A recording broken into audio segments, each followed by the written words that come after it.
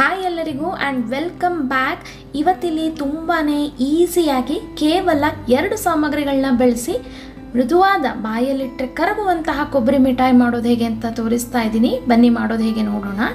ನಾನಿಲ್ಲಿ 1 ತೆಂಗಿನಕಾಯಿನ ತೊಗೊಂಡಿದ್ದೀನಿ. ಅದರ ಬಿಳಿ ಭಾಗದ ತುರಿಗಳನ್ನ ಮಾತ್ರ ನಾನಿಲ್ಲಿ ಬಳಸಿದ್ದೀನಿ. ಅಂದಾಜು 2 ಕಪ್ಪಷ್ಟು ಕಾಯಿ ತುರಿನ ನಾನಿಲ್ಲಿ ಬಳಸ್ತಾ ಇದ್ದೀನಿ. ಇಲ್ಲಿ ತೋರಿಸ್ತಾ ಇದ್ದೀನಲ್ಲ, ಈ ಗ್ಲಾಸಲ್ಲಿ 2 ಗ್ಲಾಸ್ ಆಗುವಷ್ಟು ಕಾಯಿ ತುರಿನ ಬಳಸಿದ್ದೀನಿ. ಇನ್ನೂ ಒಂದು ಬಾಣಲೆಗೆ 3/4 ಕಪ್ಪಷ್ಟು ಸಕ್ಕರೆ ಹಾಗೂ 1/4 ಕಪ್ಪಷ್ಟು ನೀರು, ಇಷ್ಟನ್ನು ಹಾಕಿ ನಾವು ಕರಗಕ್ಕೆ ಬಿಡೋಣ. ನೀರು ಕುದಿತಾ ಇದ್ದಂಗೆ ಸಕ್ಕರೆನೂ ಚೆನ್ನಾಗಿ ಕರಗತ್ತೆ. ಪಾಕ ಆಗೋ ಅವಶ್ಯಕತೆ ಇಲ್ಲ. ಸಕ್ಕರೆ ಕರಗಿ 1 ಕುದಿ ಬಂದರೆ ಸಾಕು. ನಾವೇನು ಕಾಯಿ ತುರಿದಿಟ್ಕೊಂಡಿದ್ವಲ್ಲ, ಆ ಕಾಯಿನ ನಾನು ಇಲ್ಲಿಗೆ ಹಾಕಿ ಚೆನ್ನಾಗಿ ಮಿಕ್ಸ್ ಮಾಡ್ಕೊಳ್ತಾ ಇದ್ದೀನಿ. ಕಮ್ಮಿ ಉರಿನಲ್ಲಿ ಅಂದರೆ ಲೋ ಫ್ಲೇಮಲ್ಲೇ ಇಟ್ಕೊಂಡು ನೀವು ಈ ರೀತಿ ಮಿಕ್ಸ್ ಮಾಡ್ಕೊಳ್ತಾ ಇರಬೇಕು. ಹಾಗೆ ಬಿಟ್ಟರೆ ನಾನ್ ಸ್ಟಿಕ್ ಆದರೆ ಪರವಾಗಿಲ್ಲ, ನಾನ್ ಸ್ಟಿಕ್ ಪ್ಯಾನ್ ಆದರೆ ತಳ ಹಿಡಿಯೋದಿಲ್ಲ. ಬೇರೆ ನೀವು ಸ್ಟೀಲ್ ಅಥವಾ ಅಲ್ಯೂಮಿನಿಯಂ ಬಾಣಲಿ ಯೂಸ್ ಮಾಡ್ತಾ ಇದ್ದರೆ ತಳ ಹಿಡಿಯುತ್ತೆ. ಸೊ ಕಂಟಿನ್ಯೂ ಸ್ಟಿರ್ ಮಾಡ್ತಾ ಇರಿ. ಸಕ್ಕರೆ ಎಲ್ಲ ಕರಗಿ ಪಾಕ ಆಗಿ ನೋಡಿ ಈ ರೀತಿ ಅಂಟಂಟಾಗುತ್ತೆ.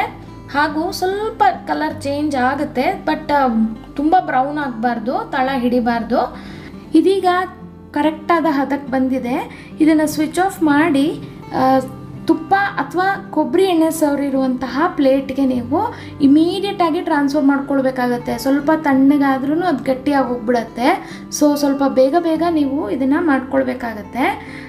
ತಟ್ಟೆಗೆ ನಾವು ಇದನ್ನೆಲ್ಲ ಹಾಕ್ಕೊಂಡು ಚೆನ್ನಾಗಿ ಸ್ಪ್ರೆಡ್ ಮಾಡ್ಕೊಳ್ಬೇಕು. ನಿಮಗೆ ಎಷ್ಟು ದಪ್ಪ ಬೇಕೋ ಆ ಹದಕ್ಕೆ ನೀವು ಇದನ್ನು ಸವರ್ಕೊಳ್ಳಿ, ಅಂದರೆ ಸ್ಪ್ರೆಡ್ ಮಾಡ್ಕೊಳ್ಳಿ. ಎಲ್ಲ ಯೂನಿಫಾರ್ಮ್ ಒಂದೇ ಹದಕ್ಕೆ ಇರಬೇಕು. ಇಲ್ಲಿ ನಾನು ಏಲಕ್ಕಿ ಅಥವಾ ತುಪ್ಪನ ಬಳಸಿಲ್ಲ, ಏಕೆಂದರೆ ಕೊಬ್ಬರಿದೇ ಫ್ಲೇವರ್ ಇರಲಿ ಅಂತಂದ್ಬಿಟ್ಟು.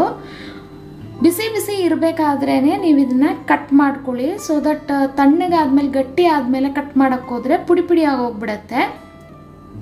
ನೋಡಿ ಈ ರೀತಿ ಕಟ್ ಮಾಡ್ಕೊಳ್ಬೇಕು. ಇನ್ನು ತೆಂಗಿನಕಾಯಿ ನೀವು ತುರಿದಾಗ ದಪ್ಪ ಕಟ್ ಪೀಸ್ ಇದ್ದರೆ ನೀವು ಅದನ್ನು ಒಂದ್ಸತಿ ಮಿಕ್ಸಿನಲ್ಲಿ ಪುಡಿ ಮಾಡಿಕೊಂಡು ಕೂಡ ಇಟ್ಕೊಳ್ಬೋದು. ಅದನ್ನು ನೀವು ಬಳಸ್ಬೋದು. ಈ ರೀತಿ ಚೆನ್ನಾಗಿ ಕಟ್ ಮಾಡಿದ್ದೀನಿ. ತಣ್ಣಗಾದ್ಮೇಲೆ ನೋಡಿ ತುಂಬ ಈಸಿಯಾಗಿ ಬಿಚ್ಕೊಂಡು ಬರುತ್ತೆ. ನೋಡಿ ಈ ರೀತಿ ಪೀಸಿಯಾಗಿ ಬರುತ್ತೆ. ತುಂಬ ಸಾಫ್ಟಾಗಿ ಕೂಡ ಇರುತ್ತೆ. ಬಾಯಲ್ಲಿಟ್ಟರೆ ಕರ್ಗೋಗ್ಬೇಕು, ಆ ರೀತಿ ಆಗುತ್ತೆ. ತುಂಬಾ ಟೇಸ್ಟಿಯಾಗಿ ಕೂಡ ಇರುತ್ತೆ. ನೀವು ಕೂಡ ಈ ರೆಸಿಪಿನ ಟ್ರೈ ಮಾಡ್ತೀರಲ್ಲ. ಮುಂದಿನ ಇಂಟ್ರೆಸ್ಟಿಂಗ್ ರೆಸಿಪಿಯೊಂದಿಗೆ ನಾನು ನಿಮಗೆ ನೆಕ್ಸ್ಟ್ ವಿಡಿಯೋದಲ್ಲಿ ಸಿಗ್ತೀನಿ. Stay tune, stay connected. Thank you for watching.